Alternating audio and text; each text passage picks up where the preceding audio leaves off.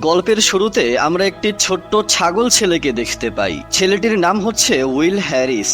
সে তার মায়ের সাথে একটা জায়গায় স্টেডিয়ামের ভিতরে থর্নস নামক একটা টিমকে রোল বল গেম খেলতে দেখতে এসেছিল। এটার জন্য উইল অনেক খুশি হয়ে যায়। সেখানে সে জেট ফিলমর নামক একটা মেয়ে ব্ল্যাক প্যান্থারের খেলা দেখে একদম সম্মোহিত হয়ে যায়। আর এখানেই সে সিদ্ধান্ত নেয় ওইটাই আমার গন্তব্য, আমি বড় হয়ে একদম তার মতোই হতে চাই। এখান থেকে গল্প 10 বছর সামনে চলে আসে। আমরা উইলকে তার বাড়িতে এক্সারসাইজ বা প্র্যাকটিস করতে দেখতে পাই। সে বলে জেট ফিলমর কোনোদিনই বিশ্রাম করেন না। তিনি বলেন একজন খেলোয়াড় কখনোই বিশ্রাম নিতে পারে না, সেজন্যই আমি সবসময় শুধু প্র্যাকটিস করতে থাকি। আমরা জানতে পারি উইল এখানে একটা হ্যামস্টারের বাড়িতে ভাড়া থাকতো, কিন্তু সে অনেকদিন হয়ে যাওয়ার পরেও ভাড়া পরিশোধ করতে পারছিল না। তারপর সে বের হয়ে তার কাজে চলে আসে। সে এখানে একটা রেস্টুরেন্টে ডেলিভারি ম্যানের কাজ করত। তখন টিভিতে একটা নিউজ আসে যে জেট ফিলমর খুব শীঘ্রই আজকে রাতে অনেক শক্তিশালী একজন যোদ্ধার সাথে ফাইট করবে। এই খবরটা শুনে এখানে কেউই তেমন একটা খুশি হয় না, কেননা বিগত অনেক সময় ধরেই থর্ন কোনো প্রতিযোগিতা ঠিক মতো জিততে পারেনি। এই রেস্টুরেন্টে যারা এসেছিল তারা বলাবলি করতে থাকে জেট ফিলমর যখন থর্নে নতুন জয়েন করেছিল তখন এই রেস্টুরেন্টে দাঁড়ানোর জায়গাটা পর্যন্ত থাকতো না, কিন্তু এখন থর্নের অবস্থা এত খারাপ হয়েছে যে এখানে লোকজন আসাটা পছন্দই করে না। যাই হোক, উইল তার ডেলিভারি সবগুলো শেষ করে তার বন্ধুদের কাছে চলে আসে এবং তার বন্ধুদের কাছে এসে জানতে পারে জেট ফিলমরের আজকে যার সাথে কম্পিটিশন ছিল সে জেটকে অনেক খারাপভাবে হারিয়ে দিয়েছে। তখন উইল একটা স্টেডিয়ামে এসে বাস্কেটবলের প্র্যাকটিস করতে থাকে। সে অনেক ভালোভাবেই প্র্যাকটিস করছিল, কিন্তু তখন কিছু খারাপ প্রাণীরা এসে তাকে এখান থেকে ভাগিয়ে দেয়। ওইদিকে আমরা দেখি থর্ন টিম হেরে যাওয়ার কারণে পাবলিক জেট ফিলমরকে বলতে থাকে সে এখন অনেক বুড়ি হয়ে গিয়েছে, তার দ্বারা এখন আর কিচ্ছু হবে না। এগুলো শুনে জেটের অনেক খারাপ লাগে এবং সে এই টিমের মালিক যার নাম হচ্ছে ফ্লো তার কাছে আসে আর বলে আমি বুঝলাম না তোমার টিম এত খারাপ ভাবে হেরে যাচ্ছে আর তুমি এখানে এত রিল্যাক্স ভাবে কিভাবে রয়েছো। সবচেয়ে বড় কথা, টিম জিততে পারছে না কারণ তুমি টিমে সব ফালতু খেলোয়াড়দেরকে ঢুকিয়ে রেখেছো। তুমি ভালো খেলোয়াড় কেন নিচ্ছ না? হয় তুমি ভালো খেলোয়াড় নাও, না হলে টিমকে বিক্রি করে দাও, কিছু তো একটা করো। ফ্লো বলে আমার কথা মন দিয়ে শোনো, আমার কাছে এখন আর একদমই বাজেট নেই। যদি তুমি এমন কাউকে খুঁজে পাও যে কম বাজেটে ভালো কাজ করতে পারবে তাহলেই আমি তাকে একমাত্র নিতে পারবো, এছাড়া আমার দ্বারা কাউকেই নেওয়া সম্ভব না।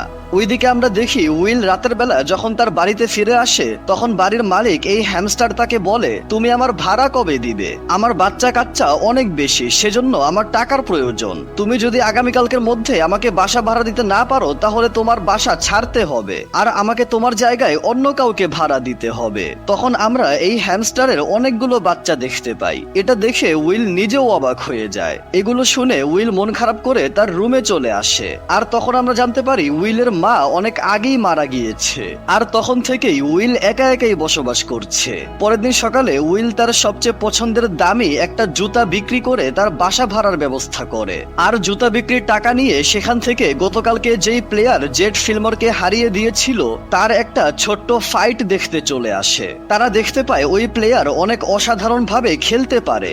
সে এখানে একজনের সাথে কম্পিটিশন করছিল এবং সে এই কম্পিটিশন অনেক ভালোভাবেই জিতে যায় আর খুবই অহংকার করে এই এলাকার লোকজনদেরকে অনেক উল্টাপাল্টা কথা বলে বেয়াদবি করতে থাকে।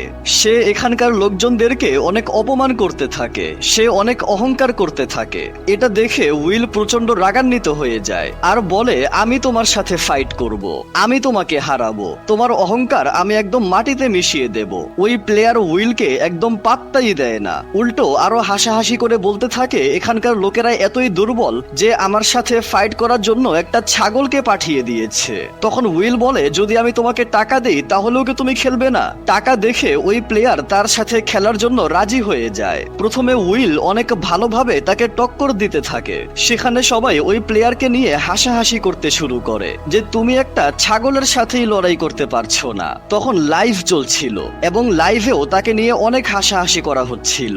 এটা দেখে ওই প্লেয়ার একদম তার আসল রূপে চলে আসে এবং উইলকে অনেক খারাপ ভাবে হারিয়ে দেয় আর অন্যায় ভাবে তার টাকাও নিয়ে নেয়। এই প্লেয়ার যেহেতু তার সমস্ত টাকা নিয়ে নিয়েছে, তাই সে বাসা ভাড়া আর কোনোভাবেই দিতে পারবে না। এই চিন্তা করে সে একদম গভীর রাতে লুকিয়ে লুকিয়ে বাড়িতে ফিরে আসে, যাতে ওই বাড়িওয়ালা হ্যামস্টার তাকে কিছু না বলতে পারে। কিন্তু সে বাড়িতে এসে দেখতে পায় ওই হ্যামস্টার তার সমস্ত জিনিসপত্র বাহিরে বের করে তার জায়গায় অন্য কাউকে অলরেডি ভাড়া দিয়ে দিয়েছে। তখন ওই হ্যামস্টারের ছোট্ট একটা ছেলে এসে বলে, আমার বাবা তোমার সাথে যা করেছে এটার জন্য আমি আন্তরিকভাবে দুঃখিত।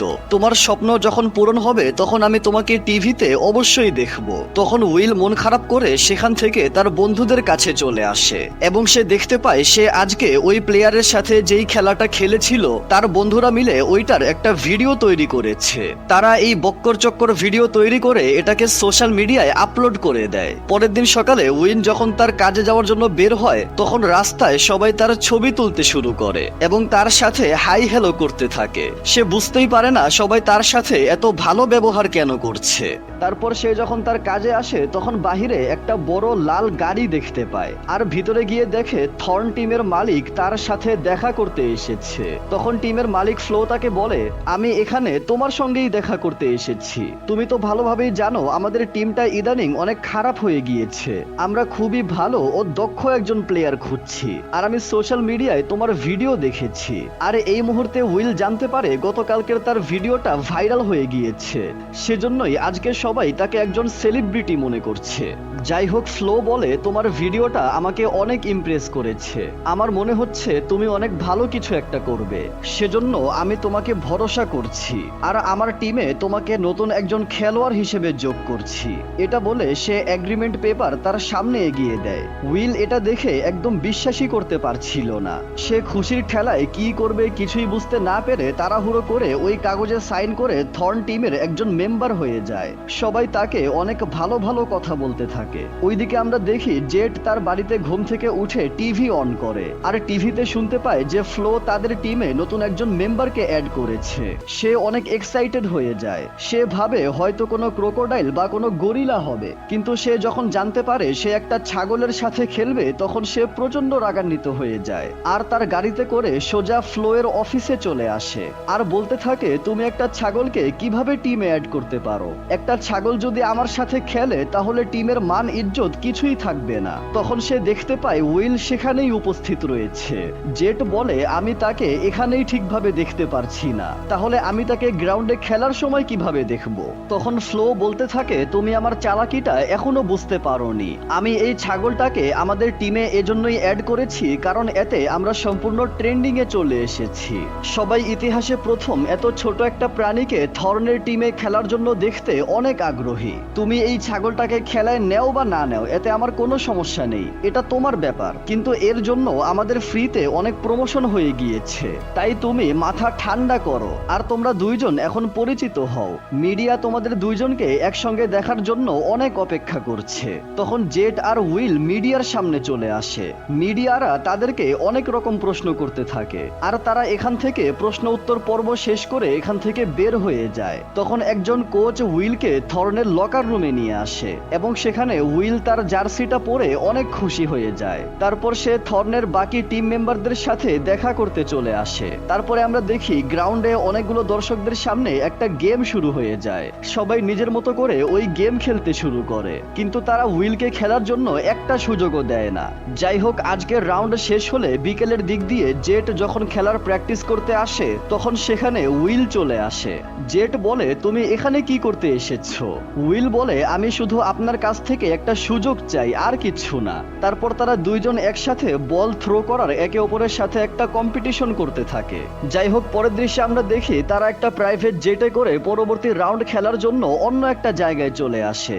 উইল জেটকে বলে, প্লিজ আমাকে একটা মিনিট খেলার সুযোগ দিন, কিন্তু সে কোনোভাবেই তাকে খেলার সুযোগ দেয় না। কিন্তু আজকে খেলার সময় তাদের টিমটা অনেক খারাপ ভাবে হেরে যেতে শুরু করে। তাদের কাছে আর কোনো প্লেয়ারই বাকি ছিল না। সেজন্য আর কোনো উপায় না পেয়ে জেট উইলকে খেলার জন্য গ্রাউন্ডে পাঠিয়ে দেয় এবং সেখানে আবারও অনেক ভয়ানক একটা গেম শুরু হয়ে যায়। অনেকক্ষণ অনেক চেষ্টা করার পর উইল ফাইনালি একটা গোল করে ফেলে। এটা দেখে সবাই অনেক খুশি হয়ে যায়। উইলের জন্য তারা এই গেমটা জিতে যায়। সবাই অনেক আনন্দ উল্লাস করতে থাকে। সোশ্যাল মিডিয়ায় সব জায়গায় শুধু তার কথাই চলতে থাকে। তারপর তারা প্রাইভেট জেটে করে আবারও ফিরে আসার উদ্দেশ্যে রওনা হয় এবং তার টিম মেম্বার্সরা জেটের প্রশংসা বাদ দিয়ে এখন শুধু উইলের প্রশংসা করতে থাকে আর বলে, আমরা এবার জেটকে ছাড়া পুরো গেমটা জিতে নিয়েছি। আমরা যে তাকে ছাড়াও কিছু করতে পারি সেটা আমরা তোমাকে দেখে বুঝতে পারলাম, আর এটা শুধুমাত্র তোমার জন্যই হয়েছে। জেটকে ছাড়া তুমি আমাদেরকে জিতিয়েছো। উইল বলে, কিন্তু তোমরা এরকম কেন বলছো? বাকি সবাই বলে, সব সময় সব পরিশ্রম শুধু আমরা মিলে করি, কিন্তু সব ক্রেডিট সে একা নিয়ে যায়। আর এভাবেই চলতে চলতে আমরা এমন একটা সিচুয়েশনে পড়ে গিয়েছিলাম যে আমরা বুঝতেই পারছিলাম না যে আমরা জেটকে ছাড়া কিছু একটা করতে পারবো, কিন্তু এখন আমরা ওই জিনিসটাকে বুঝতে পেরেছি। উইল বলে, কিন্তু জেট এখনো একজন সুপারস্টার, তাকে ছাড়া আমরা কিছুই করতে পারবো না।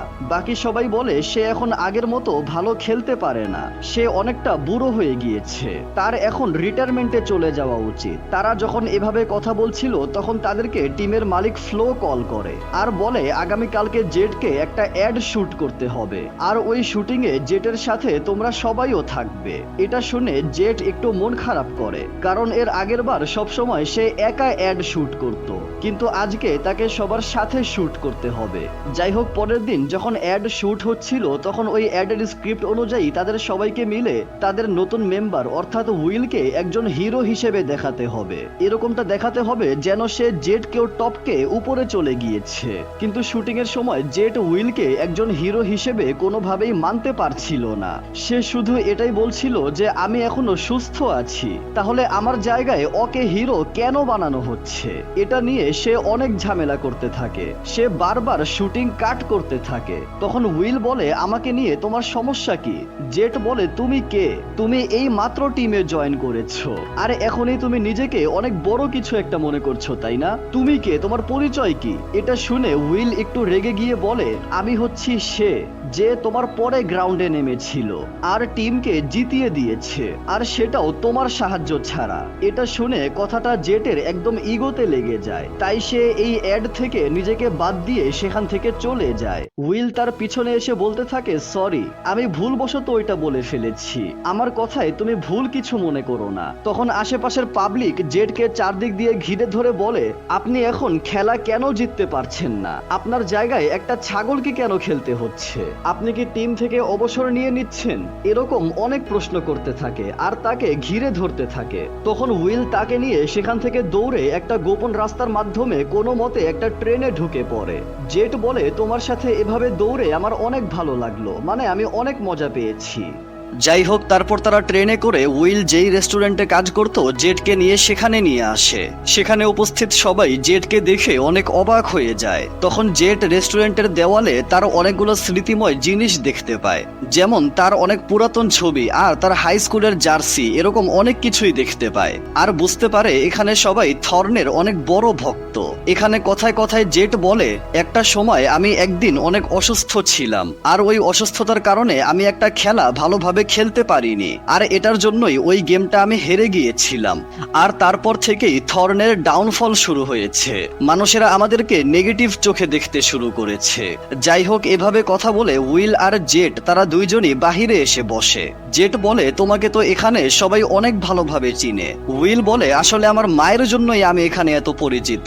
আমার মা এখানেই কাজ করতেন এবং তিনি থর্নের অনেক বড় একজন ভক্ত ছিলেন। তিনি আমাকে বলেছিলেন একদিন তুমিও এই টিমের জন্যই খেলবে, বরং তুমি শুধু খেলবে না, তুমি এই পুরো টিমের ভবিষ্যৎ বদলে দেবে। আমি যখন বলতাম আমি বড় হয়ে থর্নের সাথে খেলবো তখন কেউই আমার কথা বিশ্বাস করত না, সবাই আমাকে নিয়ে হাসাহাসি করত, একমাত্র আমার মা আমাকে বিশ্বাস করতেন। তারপর একদিন এভাবেই তিনি আমাকে ছেড়ে এই দুনিয়া থেকে চলে যান। তারপর থেকে এই খেলাটা আমার নিঃশ্বাসের সঙ্গে মিশে গিয়েছে। আমি যেভাবেই হোক আমার মায়ের স্বপ্ন পূরণ করতে চাই। এগুলো শুনে জেট একটু চিন্তায় পড়ে যায়। তখন তার ড্রাইভার গাড়ি নিয়ে চলে আসলে সে যখন চলে যাবে তখন সে বলে, তোমার কাছে তো অনেক ভালো ভালো লোক রয়েছে, সেজন্য তুমি অনেক সৌভাগ্যবান। উইল বলে, তার মানে কি আপনার কাছে কোনো ভালো কেউ নেই? এই প্রশ্নটা করার পরপরই সে গাড়িতে করে বাড়িতে চলে আসে। সে যখন বাড়িতে বসে বসে এগুলোই ভাবছিল তখন সে দেখতে পায় ওই প্লেয়ারটা যে গল্পের শুরুতে উইলের টাকা মেরে দিয়েছিল সে সোশ্যাল মিডিয়ায় লাইভে এসেছে। সে লাইভে এসে অনেক উল্টাপাল্টা কথা বলতে থাকে। তখন জেট নিজেও লাইভে চলে আসে। তারা দুইজনই অনেক ভালো খেলোয়াড়, সেজন্য তাদের দুজনকে লাইভে একসঙ্গে দেখার জন্য পুরো দেশবাসী অনলাইন চলে আসে আর তাদেরকে একসঙ্গে দেখতে পায়। আর লাইভে তারা দুইজন একে অপরকে যে যেভাবে পারে তাকে সেভাবেই পচাইতে শুরু করে। লাইভে কথাবার্তার এক পর্যায়ে ওই প্লেয়ারটা বলে, আমি এই পর্যন্ত 3টা চ্যাম্পিয়নশিপ জিতেছি, তুমি কয়টা জিতেছ? তুমি তো আজ পর্যন্ত একটাও জিততে পারোনি। এটার উত্তরে জেট বলে, কিন্তু এর পরের চ্যাম্পিয়নশিপটা আমিই জিতবো, কেননা তুমি আমাদের এর আগের গেমটা দেখেছো কিনা আমি জানি না, কিন্তু ওই খেলায় উইল অর্থাৎ আমাদের নতুন সদস্য অনেক ভালোভাবে আগুন লাগিয়ে দিয়েছিল। শুধু তাই না, আমার বাকি 3জন মেম্বাররাও অনেক ভালোভাবে খেলেছিল। তাদের বিষয়ে তোমার এখনো পর্যন্ত কোনো ধারণাই নেই। এটা বলে সে তার টিম মেম্বারদের যত ভালো ভালো গুণ রয়েছে সেগুলো বলতে থাকে। আর কথার এক পর্যায়ে ওই প্লেয়ারের মুখটা একদম বন্ধ হয়ে যায়, সে আর কিছুই বলতে পারে না। তারপর জেট যখন তার বাকি বন্ধুদের সঙ্গে দেখা করতে আসে তখন সবাই জিজ্ঞাসা করে, তুমি ওই লাইভে প্রথমবার আমাদের প্রশংসা করেছিলে, কিন্তু তুমি এরকমটা কেন করেছো? তুমি তো এর আগে কখনো এরকমটা করতে না। জেট বলে, আমি আগে এই বিষয়টা বুঝতে পারিনি, কিন্তু এখন আমি বুঝতে পেরেছি আমার আসলেই তোমাদের প্রয়োজন রয়েছে। আমি কখনোই তোমাদেরকে ছাড়া কিছুই করতে পারবো না। এখন থেকে আমরা সবাই এক, কেউই কারোর থেকে বড় না। আমরা সবাই একসাথে মিলে এখন থেকে সবকিছু জয় করব। তখন উইল তাদের ওই কোচকে তাদের একদম প্রধান হেড কোচ বানিয়ে দেয়। তারপরে ওই কোচ তাদেরকে খুব তাড়াতাড়ি খেলার সময় কিভাবে জিততে হবে সেটার ট্রেনিং দিতে শুরু করে। আর ব্যাকগ্রাউন্ডে অনেক সুন্দর একটা সং বাজতে থাকে। প্র্যাকটিস শেষ হলে যখন খেলার সময় চলে আসে তখন আমরা দেখি টিমের মালিক জেটকে বলছে, আমি এই টিমটাকে বিক্রি করে দিয়েছি। জেট বলে, তুমি কি মজা করছো নাকি? ফ্লো বলে, না, আমি টাকা নিয়ে কখনোই মজা করি না। আমি উইলকে আমাদের টিমে এজন্যই এনেছিলাম যাতে আমাদের উপর জনতার নজর পড়ে যায়, কিন্তু আমি ভাবতেও পারিনি সে এত ভালো খেলবে। তাই ভালো দাম পাওয়ার কারণে আমি টিম বিক্রি করে দিয়েছি। জেট বলে, তাহলে এখন আমাদের কি হবে? ফ্লো বলে, তুমি ওদেরকে নিয়ে চিন্তা করো না, ওরা যে কোনো কিছু একটা করে নেবে, আর বাকি রইল তোমার কথা। তুমি এখন রিটায়ারমেন্টে যাওয়ার জন্য রেডি হয়ে যাও। এরকম কথা বলে সে সেখান থেকে হাসতে হাসতে চলে যায়। তখন উইল তাদের এই কথাগুলো আড়াল থেকে শুনে ফেলে। উইল বলে, আমাদের পুরো টিমকে এটা বলতে হবে। জেট বলে, না, আমরা এটা খেলা শেষ হওয়ার পরে বলবো। উইল বলে, কিন্তু কেন?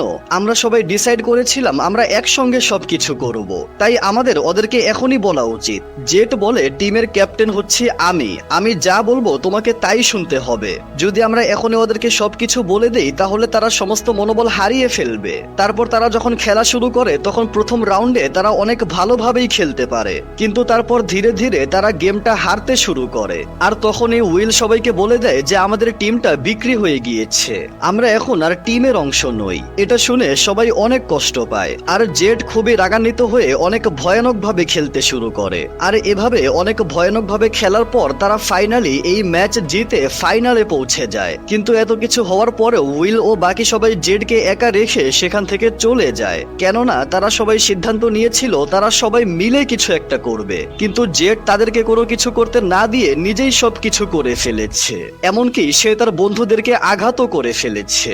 এটার জন্যই সবাই রাগ অভিমান করে সেখান থেকে চলে যায়। তারপরে আমরা তাদের বাকি সবাইকে অনেক মন খারাপ অবস্থায় দিনকাল পার করতে দেখি। এখান থেকে দৃশ্য কয়েকদিন সামনে চলে আসে। উইলের সাথে একদিন হঠাৎ করে জেটের দেখা হয়ে যায়। জেট বলে, আমি তোমার কাছে ক্ষমা চাইতে এসেছি। সবাই যখন আমাকে বলতে শুরু করেছিল যে আমাকে দ্বারা কিচ্ছু হবে না, তখন এই কথাটা আমার অনেক বেশি খারাপ লাগে। আমি সবাইকে ভুল প্রমাণ করার চেষ্টা করতে থাকি, আর এজন্যই আমি তোমাদের সাথে খারাপ ব্যবহার, এমনকি তোমাদের সাথে অনেক খারাপ ব্যবহার করে ফেলেছি। আমি শুধু জিততে চেয়েছিলাম। আমি চ্যাম্পিয়নশিপের ট্রফিটা আমার হাতে নিয়ে ধরতে চেয়েছিলাম। আমি মনে করেছিলাম আমি ট্রফিটা যখন জিতে যাব তখন আমার এটা নিয়ে কোনো চিন্তা হবে না যে আমি ট্রফিটা কিভাবে জিতেছি, কিন্তু এখন আমার মনে হচ্ছে এটা অবশ্যই অনেক বড় একটা প্রভাব ফেলবে। উইল বলে, তুমি তোমার ভুল বুঝতে পেরেছো, এটা দেখে আমি অনেক খুশি হয়েছি। তুমি চাইলে এখনো ওই ট্রফিটা জিততে পারবে। তারপর তারা টিমের বাকি সবাই আবারও একত্র হয়ে ফাইনাল গেম খেলতে চলে আসে। আর এখানে অনেক ভয়ানক একটা গেম শুরু হয়ে যায়। আর এই গেমটা খেলার সময় জেট তার পায়ে আঘাত পায়, যার জন্য সে আর খেলতে পারবে না। এটা দেখে সবাই অনেক হতাশ হয়ে যায়। তখন উইল সবাইকে মোটিভেট করে বলতে থাকে, তোমরা এত হতাশ হচ্ছ কেন?